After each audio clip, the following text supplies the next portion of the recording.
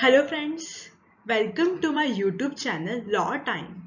This is Harsha Mahajan and today we are going to discuss about Juvenile Justice Care and Protection of Children Act 2015. This is part 4th video. In part 4 we will discuss chapter 5. Chapter 5 talks about CWC, Child Welfare Committee.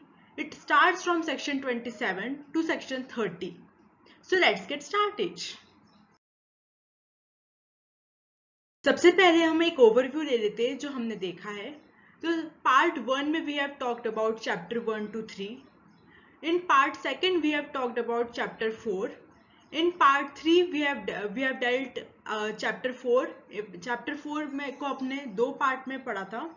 In part 4 we will talk about chapter 5, that is Child Welfare Committee. Child welfare committee के powers क्या है, इसकी procedure क्या है, ये सारी हम बात आज के वीडियो में करेंगे। अगर हम इसके इंट्रोडक्शन को देखें तो इसका इंट्रोडक्शन में हम पहले सारे सेक्शंस देख लेते हैं। इसमें सिर्फ 4 सेक्शंस है, 27, 28, 29 और 30।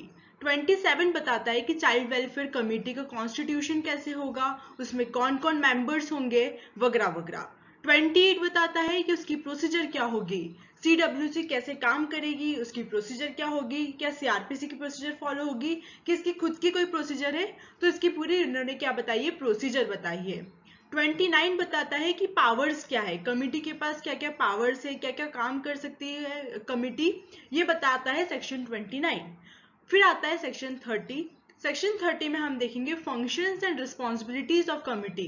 इन्होंने बताए हैं 18 फंक्शंस बताए हैं जो जो क्या कर सकती है, CWC कर सकती है, तो वो सारे फंक्शंस हम इसमें देखेंगे। तो ये एक हमारा ओवरव्यू है आज के वीडियो का।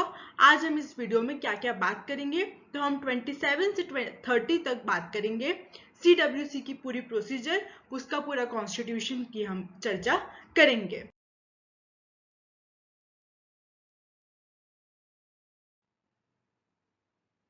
So as we have seen in our previous part कि जुवेनाइल जस्टिस एक्ट में 2 types of child has been discussed. Child in conflict with law. Child in conflict with law के लिए we have juvenile justice board which we have dealt in chapter 3 and इसकी procedure दी है chapter 4 में। Child in need of care and protection, आज हम बात करेंगे child in need of care and protection वाले बच्चे की। इनके लिए क्या है, चैप्टर 5 और चैप्टर 6। चैप्टर 5 बताता है चाइल्ड वेलफेयर कमेटी और उसकी प्रोसीजर बताता है चैप्टर 6। तो आज हम देखेंगे इसकी चाइल्ड वेलफेयर कमेटी का कॉन्स्टिट्यूशन वगैरह हम देखेंगे चैप्टर 5।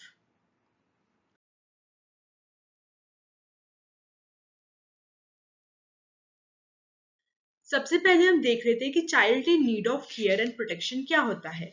तो सेक्शन 2 का subsection 14 child in need of care and protection वाले बच्चों को डिफाइन करता है। तो पहले तो हम ये देख लेते हैं कि कौन कौन से बच्चे आते हैं इसमें। तो सबसे पहले है हमारे पास child in need of care and protection. इसमें बहुत सारे सेक्शंस, बहुत सारे पॉइंट्स दिए हैं।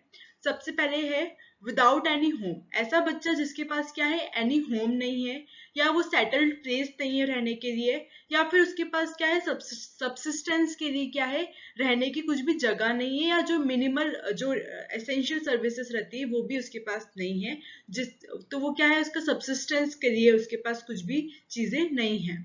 Second is contravention of labour law. उसने क्या किया है, किसी कॉन्ट्रावेंशन ऑफ लेबर लॉ में वो क्या कर रहा है, फाउंड इन वर्किंग, या फिर वो क्या कर रहा है, बैगिंग कर रहा है, स्ट्रीट पे वो रह रहा है, उसके पास रहने का जगह नहीं है। रिसाइड्स विद अ पर्सन, वो ऐसे पर्सन के साथ रह रहा है जो कि गार्जियन है या नहीं है उससे फर्क नहीं पड़ता, बट वो पर्सन क्या है, उसको इंजरी पहुंचाता है, एक्सप्लॉइट कर रहा है, अब्यूज कर रहा है, उसकी क्या कर रहा है, नेग्लेक्ट कर रहा है, और क्या कर रहा है वो पर्सन उसको क्या कर रहा है, मारने की धमकी दे रहा है, थ्रेटन टू किल, उसको उसकी जो जान है वहां पे सुरक्षित नहीं है, वो threaten to kill, injured and exploit और अब्यूज, इन सब की क्या कर रहा है, वो उसको कंटिन्यूस धमकी दे रहा है। हैज किल्ड, अब्यूज, नेग्लेक्टेड और एक्सप्लॉइटेड, उसने क्या किया है, सम अदर चाइल्ड को पहले भी उसने क्या किया है, ऐसे पर्सन के साथ वो रह रहा है जिस पर्सन ने क्या किया है, पहले भी किसी बच्चे के साथ क्या किया है, उसको बच्चे को किल किया है, या फिर उसको अब्यूज किया है, या फिर नेग्लेक्ट किया है। या फिर वो क्या है, ऐसा पर्सन है जो कि मेंटली या फिर फिजिकली क्या है, वो चैलेंज्ड है, वो क्या है, अनफिट केयर है, वो फिट पेरेंट्स नहीं है, वो सही से उसकी केयर नहीं कर पा रहा है। और क्या बोलता है सेक्शन 214, और बोलता है क्या है ये, फाउंड टू बी अनफिट, ऐसा पाया जाता है, कमिटी या बोर्ड को ऐसा लगता है कि वो क्या है, अनफिट पेरेंट है, वो फिट पर्सन की कैटेगरी में नहीं आ रहा है, does not have parents and no one is willing to take care, या तो उसकी पेरेंट्स नहीं है और उसे कोई भी रखने को ही तैयार नहीं है, वो ऐसा एक बच्चा, एक लावारिस बच्चा अपन बोल सकते हैं कि उसको कोई भी रखने को ही तैयार नहीं है, उसका कोई भी गार्जियन नहीं है, उसका कोई भी नेचुरल पेरेंट नहीं है, मिसिंग या फिर रन अवे चाइल्ड है, कोई बच्चा क्या है, भाग गया है, या फिर वो मिसिंग है, उसके कोई पेरेंट्स वगैरह के कोई अते पते नहीं है, या फिर उसके पेरेंट्स क्या है, मिल नहीं रहे, उन्होंने ढूंढने की कोशिश तो करी है पर उसके क्या है, पेरेंट्स नहीं मिल रहे हैं। सेक्सुअल अब्यूज या फिर इलीगल एक्ट्स, वो क्या है, सेक्सुअली एक्सप्लॉइट किया है उसको, या फिर उसने कुछ इलीगल एक्ट्स में, वो इमोरल ट्रैफिकिंग वगैरह में क्या है, वो पाया गया है। Who is found vulnerable and is likely to be inducted into drug abuse, वो इतना ज्यादा vulnerable हो गया है कि उसके साथ क्या करा सकते हैं लोग, उससे गलत काम करवा सकते हैं, उसे ड्रग अब्यूज करवा सकते हैं, उसे उससे ट्रैफिकिंग करवा सकते हैं, और क्या हो गया है, वो अब्यूज फॉर अनकॉन्शनेबल गेन्स, वो क्या है, मतलब वो बहुत ज्यादा वल्नरेबल हो गया है कि लोग उससे गलत काम करवा सकते हैं, वही चीज है इसमें। विक्टिम ऑफ द, विक्टिम क्या है, कोई भी आर्म्ड कॉन्फ्लिक्ट या फिर सिविल अनरेस्ट या कोई नेचुरल कैलेमिटी हुई है तो उसमें क्या है, वो उसका विक्टिम है। एमिनेंट रिस्क ऑफ मैरिज, अगर वो उस पेरेंट्स या उस गार्जियन के पास रहेगा तो उसकी क्या होगी, चाइल्ड मैरिज करा देंगे, जल्दी से उसकी शादी करा देंगे, तो ऐसा भी उसके साथ क्या है, वहां पे रहने में खतरा है। तो ये सारे क्या है, child in need of care and protection वाले बच्चे हैं। ये सारे पॉइंट्स में हमने देखा कि child in need of care and protection की किस किस को जरूरत होती है। तो अब हमें ये क्लैरिटी हो गई है कि सीएनसीपी, इसको हम शॉर्ट में बोलते हैं सीएनसीपी, तो हमें अब ये क्लैरिटी हो गई कि सीएनसीपी वाले बच्चे कौन है। अब सीएनसीपी को जो डील करता है वो है सीडब्ल्यूसी। सीडब्ल्यूसी इसको हम शॉर्ट में बोलते हैं CWC, child welfare committee, CWC. अब हम बात करते हैं सेक्शन 27 की। सेक्शन 27 कहता है सीडब्ल्यूसी का कैसे फॉर्मेशन वगैरह होगा वो। तो अब हम इसे देख लेते हैं कि सेक्शन 27 क्या कहता है। सबसे पहले तो हम देखते हैं कि इसे कौन बनाता है, तो इसे बनाता है स्टेट गवर्नमेंट। जेजेबी को भी कौन बनाता है, स्टेट गवर्नमेंट। इसे भी कौन बना रहा है, स्टेट गवर्नमेंट। और क्या है, ये किसके लिए होगा, सीएनसीपी वाले बच्चों के लिए होगा, हमने पहले ही देख लिया। और क्या है, इसको ट्रेनिंग्स दी जाएगी, जो भी मेंबर है, मेंबर और जो कमिटी मेंबर है उनको क्या करेंगे, उनका जैसे ही अपॉइंटमेंट होगा उसके विद इन 2 मंथ्स इनको क्या करेंगे, ट्रेनिंग देंगे। तो ये हमारे लिए क्या है, इंपॉर्टेंट चीज है एग्जाम के पॉइंट से। नेक्स्ट इज सबसेक्शन 2 कहता है कि इसमें कौन कौन होगा। तो इसमें क्या होगा, चाइल्ड वेलफेयर कमिटी में एक चेयरपर्सन होगा, एक चेयरपर्सन होगा और 4 अदर मेंबर्स होंगे। हमने जेजेबी में क्या पढ़ा था कि वहां पे प्रिंसिपल मजिस्ट्रेट होगा, उसके क्वालिफिकेशंस भी दिए थे, पर यहाँ पे इन्होंने ऐसा नहीं बताया। यहाँ पे बोला कि एक चेयरपर्सन होगा, एक और कितने मेंबर्स होंगे, 4 मेंबर होंगे टोटल, कितने 1, तो कितने हो गए अपने 1 + 4, एक तो अपना चेयरपर्सन और 4 हमारे मेंबर्स हो गए। और मेंबर जो है उसमें से एक क्या होना चाहिए, एक होना चाहिए हमारी वुमन, एक वुमन होगी और बाकी के 3 कुछ भी हो सकते हैं, पर एक वुमन क्या है, मस्ट है। तो एक चेयरपर्सन और 4 मेंबर्स। सीडब्ल्यूसी में इतने लोग रहते हैं, इसका ये हमारा होगा कॉन्स्टिट्यूशन हो गया, ये भी वेरी इंपॉर्टेंट है। सबसेक्शन 3 कहता है district child protection unit shell provide a secretary and other staff. अब क्या करेंगे, डिस्ट्रिक्ट चाइल्ड प्रोटेक्शन यूनिट बनाएंगे और ये क्या करेगा, सेक्रेटरी और अदर स्टाफ। सिर्फ एक चेयरपर्सन और 4 मेंबर से तो कमेटी चलेगी नहीं, तो अब इसमें सेक्रेटरी की भी जरूरत है, अदर स्टाफ मेंबर्स की भी जरूरत है। तो उसे कौन बनाएगा, डीसीपीयू। डीसीपीयू इसको बोलते हैं शॉर्ट में, डीसीपीयू। ये इसको क्या करेंगे, इनको अपॉइंट करेंगे, इनको बनाएंगे और ये क्या करेंगे, इफेक्टिव फंक्शनिंग में इसको हेल्प करेंगे। अब इन्होंने इसका क्वालिफिकेशन बता दिया है कि मेंबर्स और चेयरपर्सन का क्वालिफिकेशन क्या होगा। तो चेयरपर्सन का क्वालिफिकेशन तो नहीं बताया है, पर इन्होंने क्या बताया, मेंबर का क्वालिफिकेशन बताया है। जेजेबी में उन्होंने क्या बताया था, चेयरपर्सन का भी क्वालिफिकेशन बताया था, पर इधर उन्होंने क्या बताया, मेंबर का क्वालिफिकेशन बताया है। तो जो जेजेबी का क्वालिफिकेशन था, जो भी जेजेबी का मेंबर का क्वालिफिकेशन था, वो ऑलमोस्ट सेम ही है। इन्होंने क्या बोला है, child health education welfare activities, इन सब में क्या है, 7 इयर्स का एक्सपीरियंस होना चाहिए उस पर्सन को। या फिर क्या हो, वो प्रैक्टिसिंग प्रोफेशनल हो। प्रोफेशनल कौन कौन से, child psychology, psychiatry, law, social work और सोशियोलॉजी और ह्यूमन डेवलपमेंट। इन सब के लिए क्या है, हमें एक्सपीरियंस की जरूरत नहीं है, पर इन तीन चीज के लिए, चाइल्ड वेलफेयर, देखिए इन तीन चीज के लिए, चाइल्ड हेल्थ, एजुकेशन और वेलफेयर एक्टिविटीज, इनके लिए 7 years का एक्सपीरियंस हमें चाहिए, 7 years का एक्सपीरियंस। पर ये जो चाइल्ड साइकोलॉजी है, सोशियोलॉजी है और साइकेट्री, लॉ, सोशल, ये सब है, इनको एक्सपीरियंस की जरूरत नहीं है। ये प्रिज्यूम किया जा रहा है कि प्रोफेशनल लोग हैं, इनके पास ऑलरेडी एक्सपीरियंस है, इनको एक्सपीरियंस की जरूरत नहीं है। तो ये एग्जाम में क्वेश्चन आ सकता है, इसे भी आपको ध्यान रखना है। नेक्स्ट हमारा आया है, अमेंडमेंट हुआ है, 2021 से अमेंडमेंट हुआ है। 2021 का अमेंडमेंट है, इसमें बताया है, क्वालिफिकेशन बताया है, नेगेटिव सेंस में बात करी है कि जो भी पर्सन है, अगर वॉयलेटिव ऑफ ह्यूमन राइट्स है, मॉरल टर्पिट्यूड है, या फिर removal from the job of state government या सेंट्रल गवर्नमेंट, तो वो पर्सन क्या होगा, डिस्क्वालीफाई हो जाएगा, वो एलिजिबल नहीं होगा, वो मेंबर नहीं बन सकता। और फिर बोला है कि जो अदर क्वालिफिकेशन है, एज में भी प्रिस्क्राइब्ड अदर क्वालिफिकेशन भी हो सकते हैं इसके अलावा भी। टेन्योर देख लेते हैं, टेन्योर क्या बताया है, 3 years, 3 years के लिए बनाएंगे इसको मैक्सिमम, इससे कम भी हो सकता है, मैक्सिमम 3 years, इससे ज्यादा का नहीं होगा। Appointment can be terminated by state government. अब जो अपॉइंटमेंट इसको टर्मिनेट कौन कर सकता है, तो स्टेट गवर्नमेंट टर्मिनेट कर सकती है। अपॉइंटमेंट कर कौन रहा है, स्टेट गवर्नमेंट, तो निकालेगा भी कौन, स्टेट गवर्नमेंट, स्टेट गवर्नमेंट करेगी। पर क्या ऐसे ही कर देगी किसी दिन मन उड़ा कि आज हमें इस पर्सन को निकालना है, तो नहीं।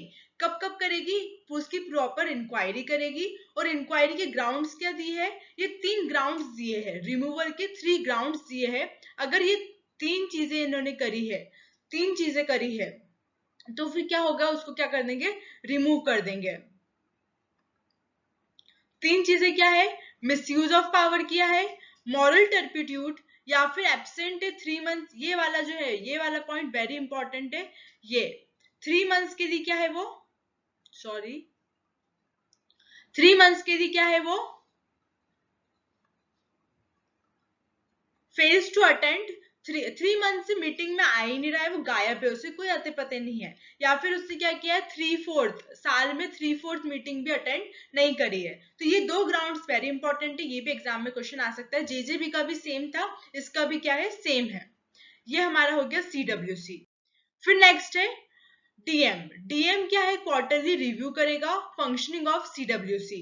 जो भी CWC की जो भी फंक्शनिंग है, उसको डीएम करेगा, क्वार्टरली इसका क्या करेगा, रिव्यू करेगा। CWC shall function as a bench. CWC कैसे काम करेगी, जैसे कि हमारे नॉर्मल कोर्ट में बेंच होती है, उसमें जजेस होते हैं, JMFC होते हैं, MM होते हैं, उस तरह से क्या है, एज ए बेंच काम करेगी। बेंच के इसके पास सारे पावर्स होंगे, जो भी CRPC में JMFC और MM के पावर्स है, वो सारे पावर्स भी इनके पास होंगे। और अगर कुछ भी ग्रीवेंसेस होती है, कुछ भी ग्रीवेंस होती है, तो ग्रीवेंस रेड्रेसल अथॉरिटी कौन है, डीएम। जो है डीएम, जो भी चाइल्ड से कनेक्टेड पर्सन है, एनी पर्सन जो भी चाइल्ड से कनेक्टेड पर्सन है, वो क्या कर सकता है, वो डीएम के पास डायरेक्टली जा सकता है, पिटीशन फाइल कर सकता है। तो ये भी थोड़ा हमारे लिए इंपॉर्टेंट हो जाता है। तो ये 27 में टोटल 10 सबसेक्शन है, इसको हमने प्रॉपर डिटेल में देख लिया है। इसमें हम इंपॉर्टेंट क्या क्या है वो हम बाद में समराइज कर लेंगे। Next section is 28। 28 बात करता है procedure in relation to committee. अब हमने बता दिया कि CWC में कौन कौन होगा। अब इसकी हम देख लेते हैं प्रोसीजर, इसकी प्रोसीजर क्या है, ये क्या करेगा। तो प्रोसीजर हम इसकी देख लेते हैं। Meets at least 20 days in a month. Month में 20 बार, 20 दिन तो 20 दिन तो मिलना ही पड़ेगा। तो देखो 5 तो संडे हो गए, 5 सैटरडे हो गए, ऐसे मिला के हम देखें तो 20 वर्किंग डेज ऑलमोस्ट होते, तो इनको 20 days तो मिलना ही पड़ेगा। विजिट चाइल्ड केयर इंस्टीट्यूशन, ये क्या करेंगे, चाइल्ड केयर इंस्टीट्यूशन विजिट करेंगे। और क्या करेंगे, CNCP में भी प्रोड्यूस बिफोर इंडिविजुअल मेंबर। अगर सारे मेंबर्स नहीं है, तो क्या है, इंडिविजुअल मेंबर के सामने भी इन बच्चों को ले जाया जा सकता है। अगर डिफरेंस ऑफ ओपिनियन आ रहा है, तो मेजोरिटी प्रिवेल करेगी। अगर मेजोरिटी नहीं हो पा रही है, तो फिर चेयरमैन जो भी बोलेगा वो प्रिवेल करेगा। एब्सेंस ऑफ एनी मेंबर, अगर कोई पर्सन एब्सेंट है, तो ऑर्डर पे कुछ भी इफेक्ट नहीं पड़ेगा, ऑर्डर क्या होगा, इनवैलिडेट नहीं होगा। पर जब फाइनल डिस्पोजल की बात करते हैं, जब कोई भी मैटर का फाइनल डिस्पोजल करते हैं, तो हमने जेजेबी में भी देखा था, उसमें देखा था कि 2 मेंबर्स होना जरूरी है, क्योंकि उसमें टोटल कितने थे, 3 थे। यहाँ पे है कि 3 मेंबर्स का होना जरूरी है, और यहाँ पे टोटल मेंबर्स कितने हैं, 4 है। तो एटलीस्ट 3 मेंबर्स का होना जरूरी है। ये वेरी इंपॉर्टेंट है, एग्जाम में ये क्वेश्चन आ सकता है कि कितने मेंबर्स की जरूरत है। ये हो गया हमारा सेक्शन 28। इसमें हमने देख ली कि इसकी प्रोसीजर क्या है। तो इसमें प्रोसीजर ही 20 डेज वाला बहुत इंपॉर्टेंट है, इससे क्वेश्चन आ सकता है 3 मेंबर्स वाला। ये हो गया हमारा 27 और 28। अब हम देखेंगे 29। 29 कहता है, 29 बहुत ही नॉन इंपॉर्टेंट सा सेक्शन है, इसे आप नहीं भी पढ़ोगे तो चलेगा, इसे सिर्फ हेड नोट से भी आप कर सकते हो। ये हेड नोट वाला सेक्शन है, मैं लिख देती हूँ। पावर्स ऑफ कमिटी, कमिटी की पावर्स क्या है वो बताता है section 29। Power to dispose cases, जो भी केसेस है, केसेस किससे रिलेटेड है, केयर, प्रोटेक्शन, ट्रीटमेंट, रिहेबिलिटेशन वगैरह वगैरह एक्सेट्रा एक्सेट्रा, इन्होंने बताया बहुत सारी चीजें। तो इनको, इनके जो भी मैटर्स है वो कौन डिस्पोज ऑफ करेगा, तो क्या कौन करेगा, सीडब्ल्यूसी करेगा, हमें पता है। एक्सक्लूसिव पावर टू डील सीएनसीपी, सीएनसीपी वाले बच्चों को भी डील करने का सिर्फ एक्सक्लूसिव पावर किसके पास है, सीडब्ल्यूसी के पास है। बस यही बोला है सेक्शन 29 में, और कुछ भी इन्होंने बात नहीं करी है। बहुत छोटा सा सेक्शन है 29, इंपॉर्टेंट भी नहीं है, आप इसको स्किप भी कर सकते हैं। नेक्स्ट सेक्शन है 30। 30 जो है सेक्शन थोड़ा इंपॉर्टेंट है, इससे क्वेश्चन आ सकता है। इसे हम पहले चार्ट से देखते हैं, फिर हम बैरेट के प्रोविजन देखेंगे। सबसे पहले तो हम ये देख रहे थे कि इसमें 18 इन्होंने बताया है functions and responsibilities. Functions and responsibilities total number of क्या बताइए, 18। तो इससे क्या है, एमसीक्यू में क्वेश्चन आ सकता है कि टोटल कितने हैं, तो हमसे पूछेंगे कि 18 इसके टोटल फंक्शंस है। अगर हम इसको समराइज फॉर्म में देख रहे हैं तो कौन कौन से फंक्शंस है, take suo motu action by reaching out CNCP in their jurisdiction, take decisions, ensure that as far as possible child remains with the family, promote family-based non-institutional alternative care, ensure immediate shelter and safety, declare fit persons or institution, declare child free for adoption, visit and monitor institutions. ये महीने में 2 बार ये क्या करेंगे, visit करेंगे, periodic review करेंगे, periodic review and follow up लेंगे, and coordinate with the police and other members. ये इन शॉर्ट हमने देखा कि कौन कौन से फंक्शंस है। अब हम और डिटेल में इसके फंक्शंस डिस्कस कर लेते हैं। ये हमारा बैरेक्ट आ गया। डायरेक्ट में क्या बताया है, functions and responsibilities of the committee are as follow. कौन कौन से है, कॉग्निजेंस, ये क्या करेंगे, कॉग्निजेंस लेंगे, जब भी चाइल्ड इनके सामने प्रोड्यूस होगा तो इसका क्या करेंगे, कॉग्निजेंस लेंगे। कंडक्ट इंक्वायरी, अब इसकी क्या करेंगे, प्रॉपर इंक्वायरी कंडक्ट करेंगे।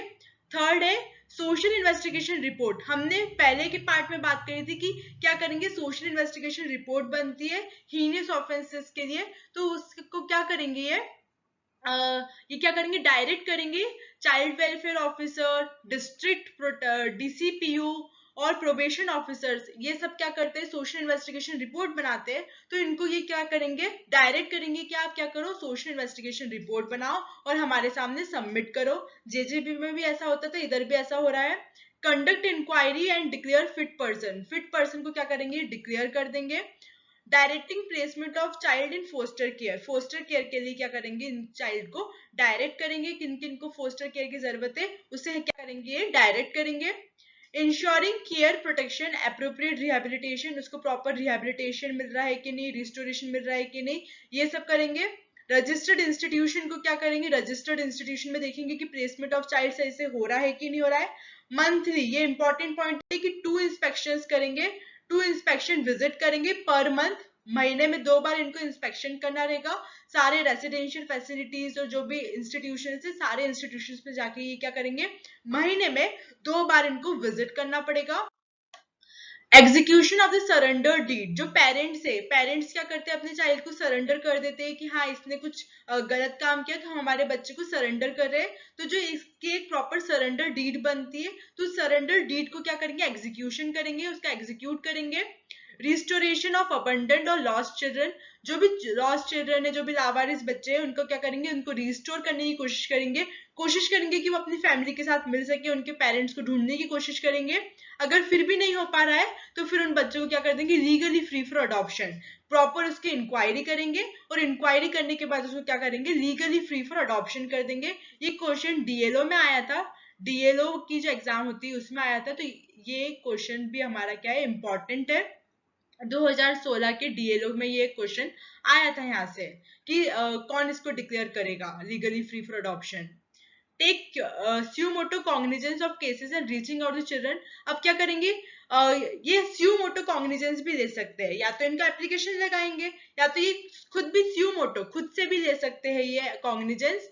पर जब कॉग्निजेंस लेंगे तो एटलीस्ट 3 मेंबर्स की क्या होना चाहिए, वो होना चाहिए, डिसीजन होना चाहिए, एटलीस्ट 3 मेंबर्स का डिसीजन होना चाहिए। सिर्फ एक मेंबर के कहने पे क्या है, कॉग्निजेंस नहीं लेंगे। ये हमारा हो गया 12th function. Next is rehabilitation of sexually abuse children. अगर कोई सेक्सुअली अब्यूज चिल्ड्रन है तो उसको रिहेबिलिटेट करेंगे। स्पेशल जुवेनाइल पुलिस यूनिट या फिर लोकल पुलिस, जो भी पॉक्सो में अगर इसको वो किया गया है, सेक्सुअली अब्यूज पाया गया है, तो इसको क्या करेंगे, रिहेबिलिटेट करेंगे। जो भी बोर्ड ने जेजेबी, हमने देखा था कि जेजेबी क्या करेगा, जेजेबी जो हमने चैप्टर 3 और 4 में देखा था, ये इसको क्या करा था, रेफर करा था सीडब्ल्यूसी को।